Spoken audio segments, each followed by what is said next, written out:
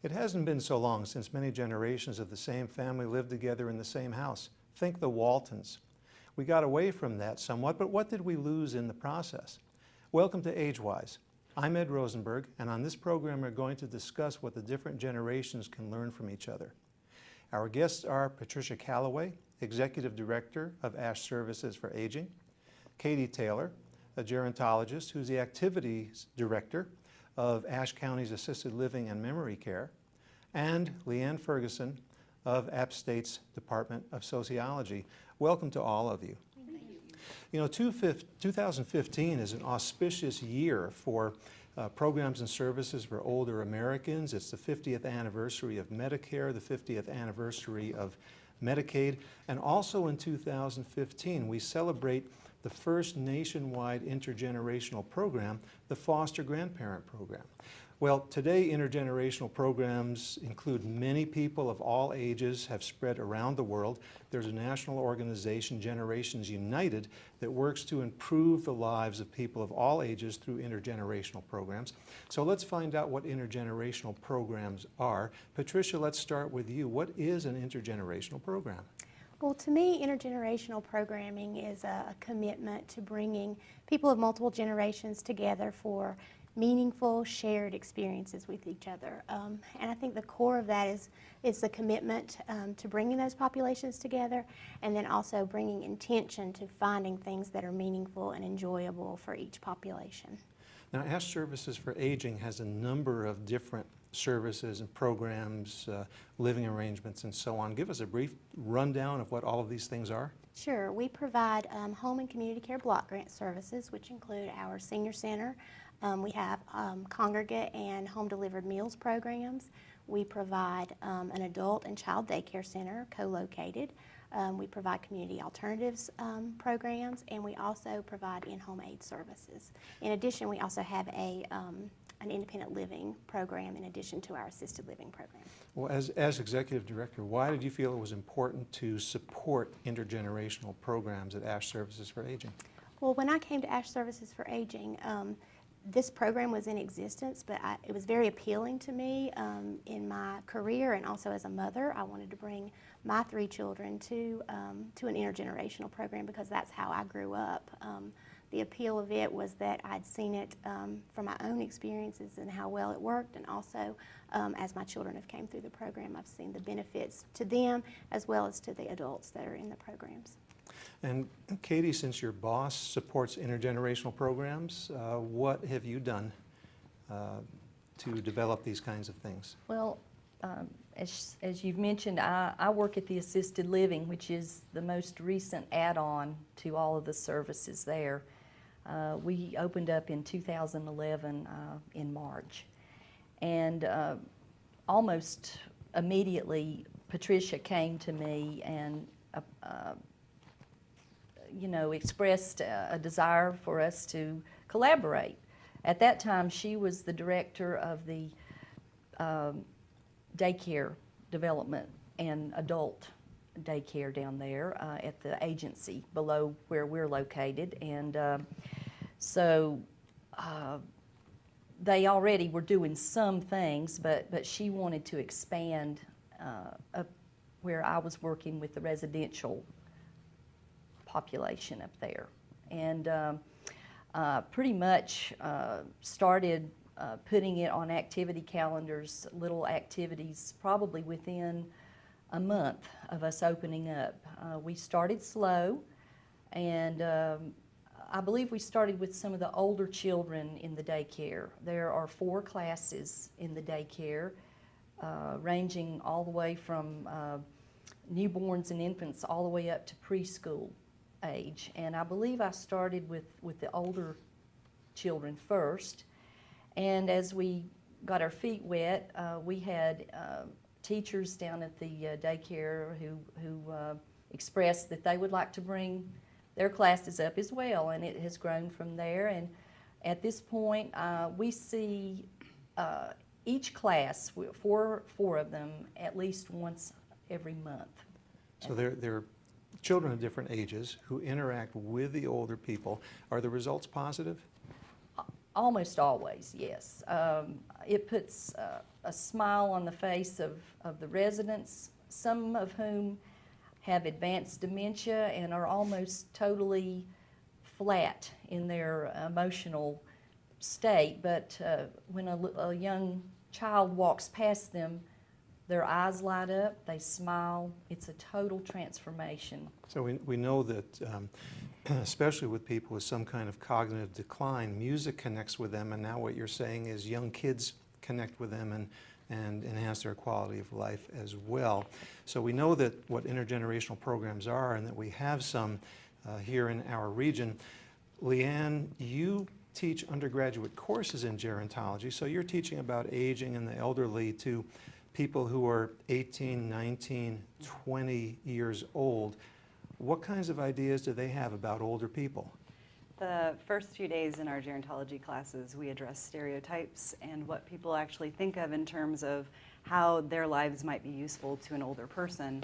And I think breaking down how an older person's life might be useful to them is kind of how I flip it, to understand that no matter what discipline they engage in, whatever degree they seek in college, that they are more marketable and more useful and will have more personal value in their life to be able to engage with an older population. So I actually approach it from a marketability standpoint first to say, you know, if you're looking at a population by 2030 of nearly 20% people of 65 and older, you're going to have to find a way to understand them, to anticipate their needs, to be able to explore what they need in terms of housing and, you know, advertising and marketing, healthcare services. So I basically assist them in understanding that regardless of how they think or feel about the older generation, that there's collaboration that's going to benefit them and those people who are going to be aging in their own homes or the ones that are going to be using their services. And one thing that really hasn't changed much over the years is the ideas that younger people tend to have about older people, and usually what younger people will say is, well, my grandparents are old and I love them, and everybody else is a demented drooler in a nursing home. We know that's not the case. Only 4 or 5% of older people are living in institutional settings. The older people really can be a resource for younger people. Patricia, can younger people be a resource for older people as well? Oh, absolutely. And Katie has mentioned our preschool population. Of course, that is a resource that they bring to our older population is energy, vibrancy. They just, like Katie said, it makes folks light up.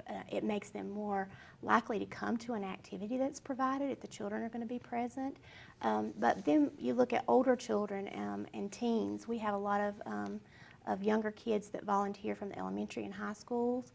We also have some college students that do internships, co-op experiences. They bring lots of resources to our older population, especially technology. That's one of the bigger things that we're seeing right now. At our assisted living, Music and Memory is one of the projects that we're working on right now, and that requires, you know, finding out the social history of folks, for one thing, but then also the technical stuff of loading information, music onto an iPod, and then teaching the older population how to use that and how to access it. So we see those as definite benefits.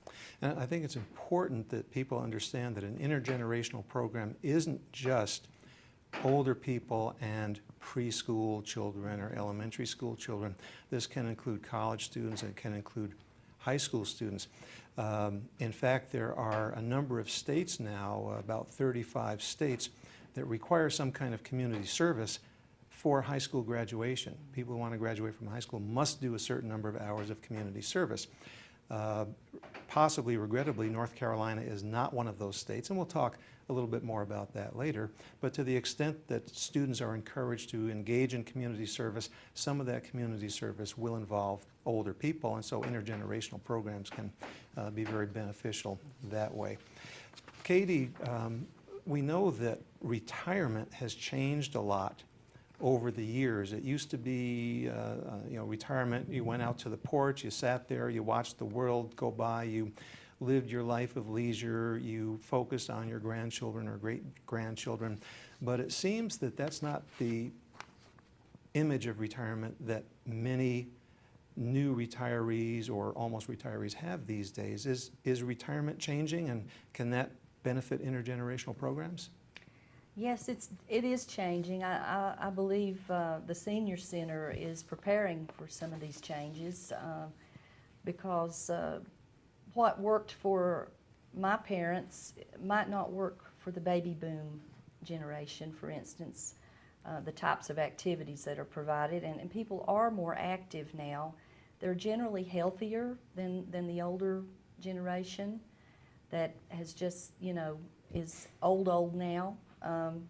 They're more educated. They're just a different kind of person in many ways. And in terms of how this affects me as an activity director, I depend on a lot of volunteer help to run my program. And really the strength of any activity program is tied directly to the quality and the types of volunteers that you have. And I have some wonderful volunteers, and most of them are in retirement right now, but I would consider them young old. They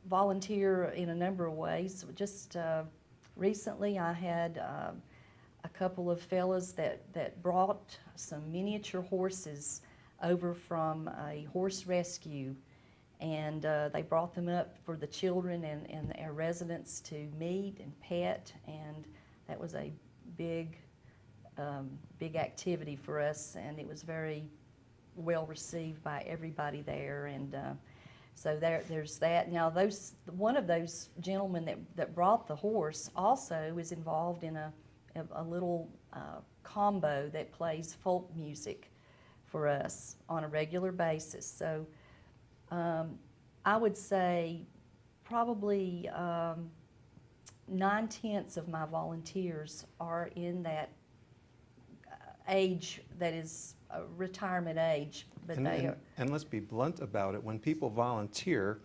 they're enhancing the quality of life for someone.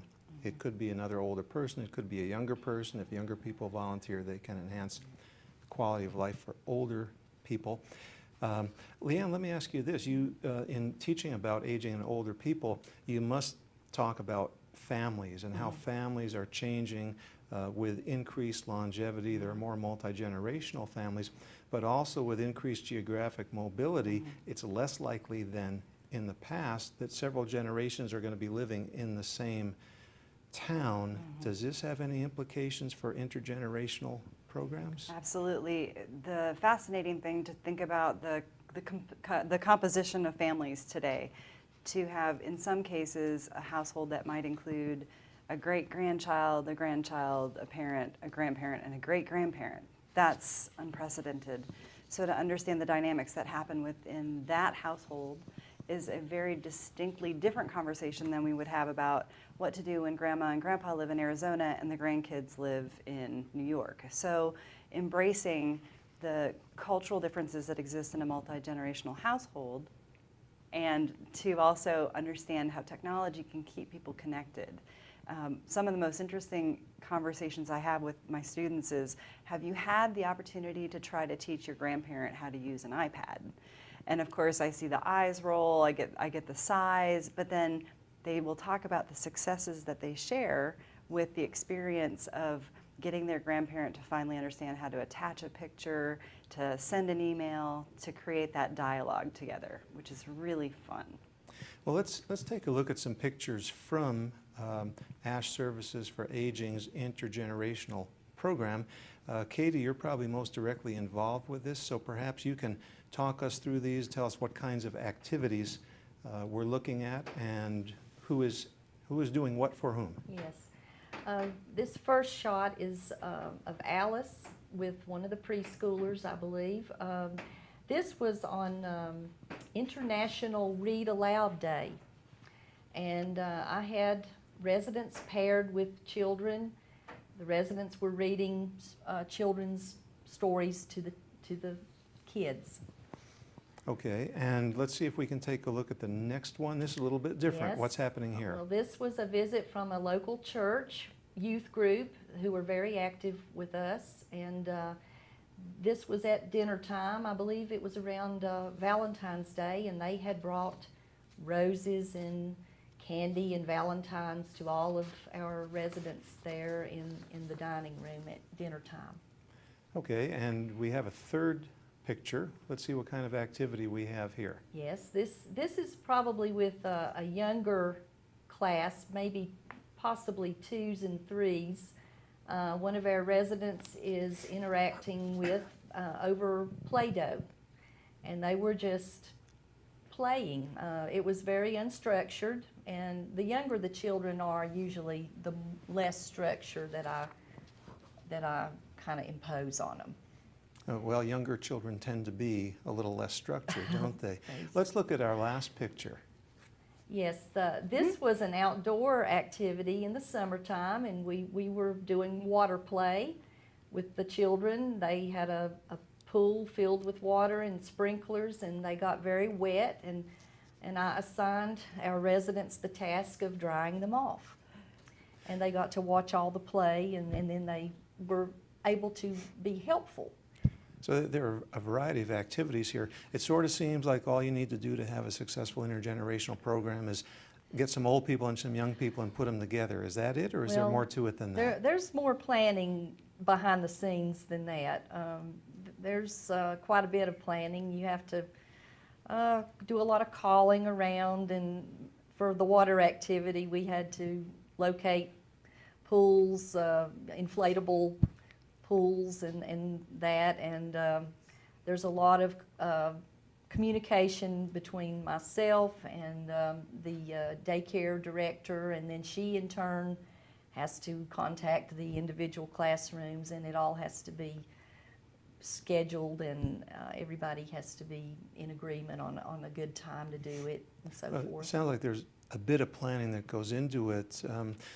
Patricia, did this just spring full-blown from your mind or Katie's mind, or do you have some kind of advisory board or work group to oversee this? There was some precedent set before I came to my position, just with the co-location of the adult and child daycare center, but we've tried to broaden and expand that to the assisted living, also to our senior village population, and we hope to later bridge the gap with our homebound seniors as well.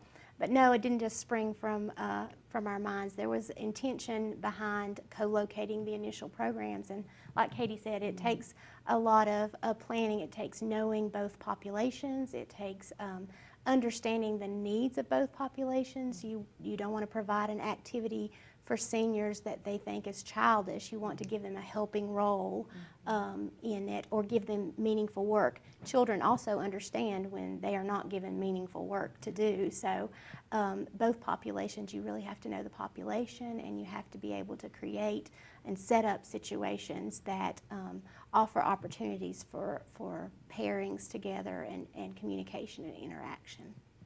Well, yeah, and this seems to contradict the stereotype that old people don't want to have anything to do with younger people, and younger people don't want to have anything to do with older people.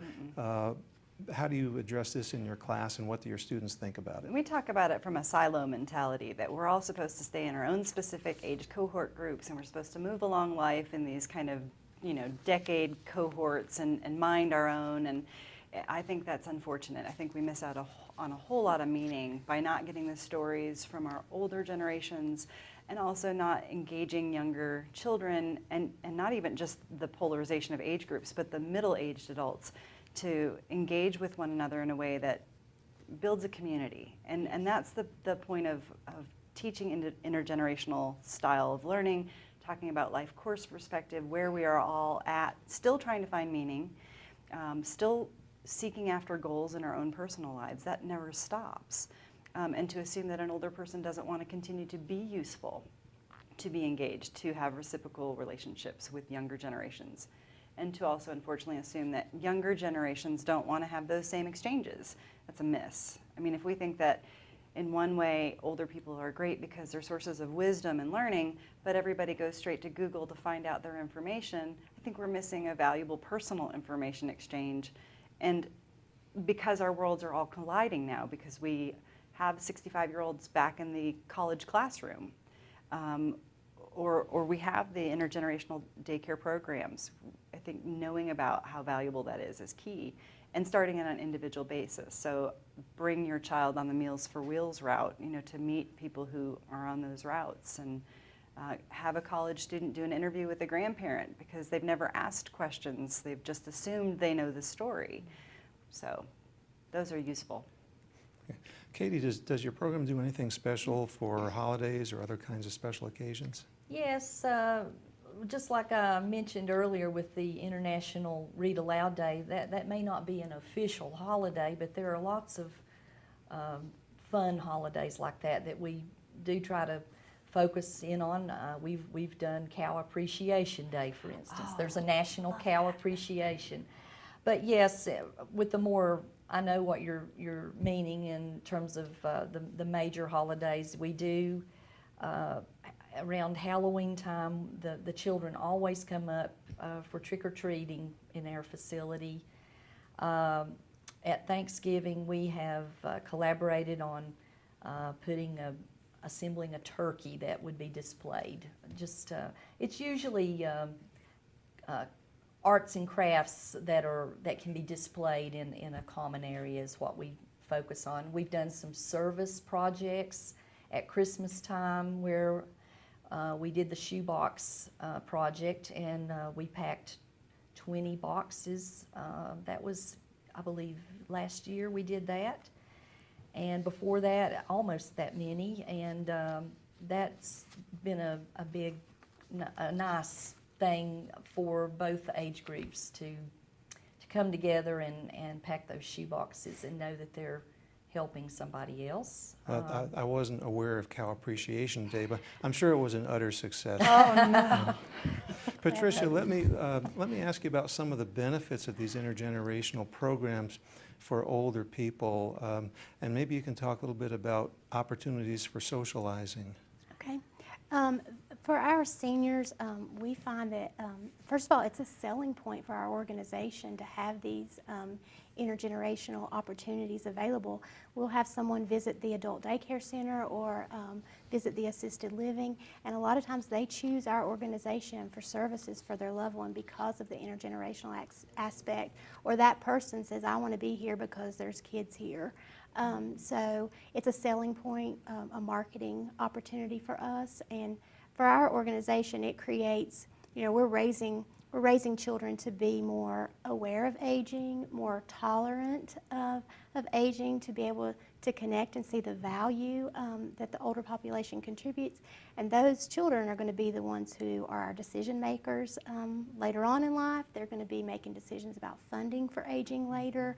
They're going to be working alongside of older folks and maybe caring for them in some ways. So that's definitely an advantage of bringing a group of youth through this intergenerational program. Katie, thinking back to some of the pictures we saw, it looks like there's learning going on. Is that what you find?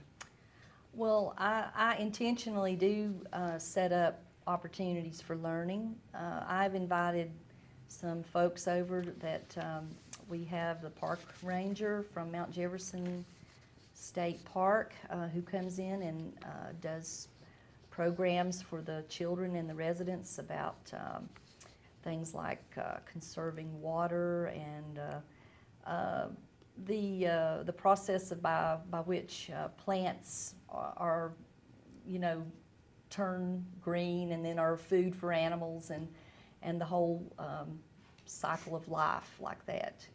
So there's a whole range of learning activities. We've had a dog bite intergenerational prevention. programs. Yes, we've done dog bite prevention, and that's, I think, really important with kids. Mm-hmm.